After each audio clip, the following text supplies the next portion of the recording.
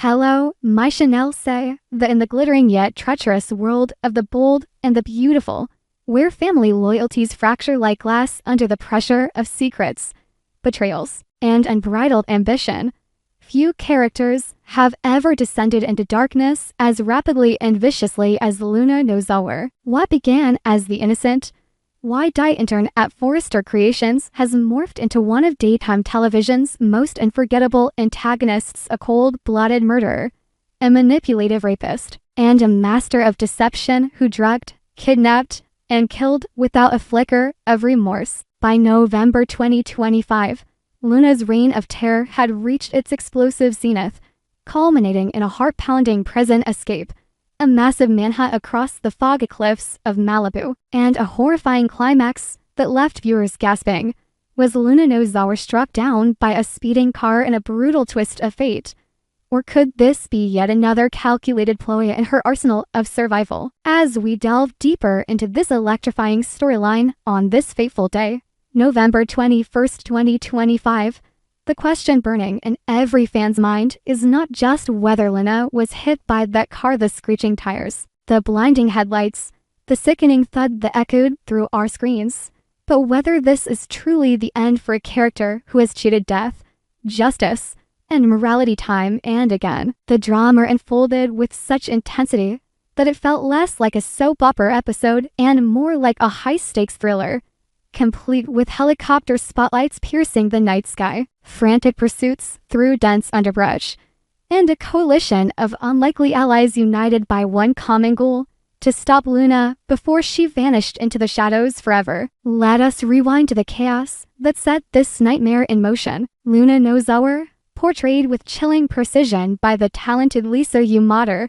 had already cemented her place in B&B infamy. Her crimes were not mere misunderstandings or passionate mistakes, no, they were deliberate acts of evil. She drugged Steffi Forrester's husband, Finn, in a grotesque violation that shattered lives. She murdered Tom Starr and Hollis in cold blood to cover her tracks, framing her own mother, Poppy, in the process. And when her web of lies began to unravel, she kidnapped Steffi, holding her captive in a crumbling building, all while feigning innocence with those doe-like eyes that once fooled everyone. Arrested and imprisoned, Luna seemed finally cornered. But in the world of Los Angeles high society, where billionaires pull strings and family ties bind tighter than handcuffs, escape is always a possibility, especially for someone as cunning as Luna. The breakout happened swiftly, almost too swiftly, sparking immediate pandemonium. Word spread like wildfire through the Forrester, Logan, and Spencer clans. Luna was on the loose again. Deputy Chief Bradley Baker, the steadfast lawman who's seen more than his share of Forrester drama, wasted no time mobilizing forces. Sirens wailed as police cruisers flooded the area, and overhead, the deafening whir of a police helicopter sliced through the night, its powerful spotlight sweeping the rugged terrain like a predator's gaze. The beam cut through the thick Malibu fog, illuminating twisted trees and jagged cliffs, turning the landscape into a surreal arena of pursuit. For Luna, evading capture wasn't just about freedom, it was a twisted game, a rush of adrenaline that fed her fractured psyche. But this wasn't a solo chase. Oh no, in a deliciously ironic twist that only the bold and the beautiful could deliver, Luna found herself hunted not just by the law, but by an eclectic posse of family members and frenemies, each driven by their own tangled motivations. Leading the charge on a personal level were her two grandmothers, yes, two, thanks to the convoluted family tree that ties the Nozawis to the infamous Sharps. Lee Finnegan, the stern, no-nonsense doctor and Poppy's sister, who had once treacherously disowned Luna upon learning of her atrocities, was now torn between maternal instinct and righteous fury. Lee, flashlight in hand, raced through the brush, her face etched with desperation. Luna, stop, this isn't you, she might have cried, though deep down, she knew the monster her granddaughter had become. And then there was Sheila Carter, the ultimate wildcard, Luna's other grandmother, through some wild biological revelation that still has fans reeling. Sheila, the nine-lived villainess herself, reformed, or so she claims, and married to Deacon Sharp, joined the hunt with a mix of concern and perhaps a hint of admiration for Luna's audacity. After all, Sheila knows a thing or two about escaping justice. "Come on, kid, don't make this harder." One could imagine her shouting, her voice cutting through the chaos as she pushed through the foliage. Her unlikely alliance with Lee a testament to how far Luna's evil had rippled. Deacon Sharp, ever the loyal husband to Sheila and father figure to many, was right there too, his pizza empire forgotten in the heat of the moment. Bill Spencer, the swaggering media mogul who once believed Luna was his daughter, another lie in her arsenal, pursued with a vengeance. His protective instincts for his real family, Katie Logan, and their son Will, fueling his rage. Katie, fierce and unforgiving after Luna's attempts to manipulate her family, joined Bill, her heart pounding with fear for what Luna might do next. And then there was Ivy Forrester, the Australian jewel designer back in town, adding an international flair to the chase. Her involvement a reminder of how Luna's actions had threatened the entire Forrester empire. The manhunt was nothing short of cinematic. Picture it, the helicopter's rotor blades thumping like a heartbeat, the spotlight dancing erratically over the ground as Luna darted from shadow to shadow. She was a ghost in the night, her breath ragged, her prison-issued clothes torn and muddied. At times, she hid behind boulders, her hand clamped over her mouth to stifle gasps as searchers passed mere feet away. Deputy Chief Baker barked orders into his radio, coordinating ground teams while the aerial unit tracked heat signatures. Flashlights bobbed like fireflies in the darkness, voices calling out her name, some in warning, others in plea. Luna, for her part, was exhilarated at first. A twisted smile played on her lips as she evaded capture again and again. This was power, the power to instill fear in half of Los Angeles, to have the mighty Forsters, Spencers, and even the police scrambling at her heels. She had lost everything, her freedom, her fox innocence, even the baby she claimed to be carrying, a miscarriage revealed in a gut-wrenching confrontation with Will Spencer just days prior. But in this chase, she felt alive. The thrill of the hunt, the near misses, it was almost euphoric. Yet, as the night wore on, fatigue set in. The cliffs of Malibu are treacherous, the fog disorienting. Luna's legs burned.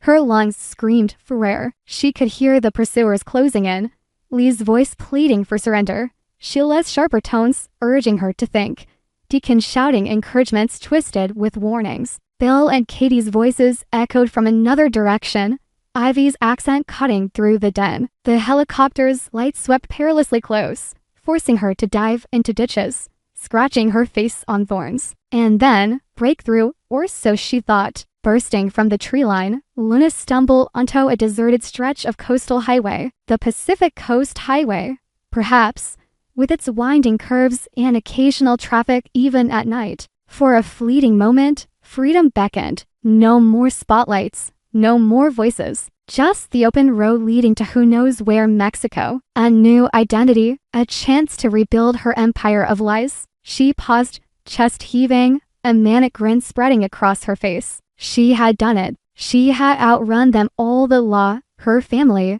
her past. Half of Los Angeles mobilized against her, and still she triumphed. But in soap operas, triumph is fleeting, and hubris is punished swiftly. The roar came first, the growl of an engine accelerating round a blind curve. Then the headlights, twin beacons piercing the fog like accusatory eyes. Luna spun, her smile freezing into a mask of terror. Time slowed to a crawl. The horn blared, a deafening wail that shattered the night. Brakes squealed in futile protest. Luna's arms flew up instinctively, as if she could ward off the inevitable impact. The screen cut to black just as the car barreled into view. But the sounds told the story. The sickening crunch of metal meeting flesh, the shatter of glass, the thud of a body hitting asphalt and tumbling like a ragdoll. No graphic visuals, this is daytime TV, after all, but the implication was crystal clear. Luna Nozawa, the unstoppable force of evil, lay crumpled on the highway, her escape ending not in victory, but in catastrophe. Viewers were left reeling. Was she dead? The question exploded across social media, forums, and recap sites. On November 20th, 2025, The episode ended on that cliffhanger, the crash sounds reverberating as the credits rolled. But today, November 21st, spoilers tease that Luna's fate will be revealed. Will she be rushed to the earth, bloodied and broken, only to open her eyes with that same defiant glare? Or has justice finally claimed her in the most ironic way possible, not by handcuffs or a courtroom, but by blind chance on a foggy road? The drama doesn't end with the impact. Theories abound, each more tantalizing than the last. Was it truly an accident? Luna has enemies everywhere. Could someone have orchestrated this hit and run? Whispers suggest the driver might be revealed as a familiar face, turning this into a full-blown murder mystery. Lee, desperate to end the nightmare? Sheila, protecting her legacy in her own twisted way? Or perhaps an outsider, hired by one of the many lives Luna destroyed? Consider Luna's history of survival. She's fallen from heights, been presumed dead before. Remember the fake-outs earlier in her arc, and always clawed her way back. Cheating death is practically in her DNA, shared with Sheila, no doubt. Rushing her back to the hospital would be poetic.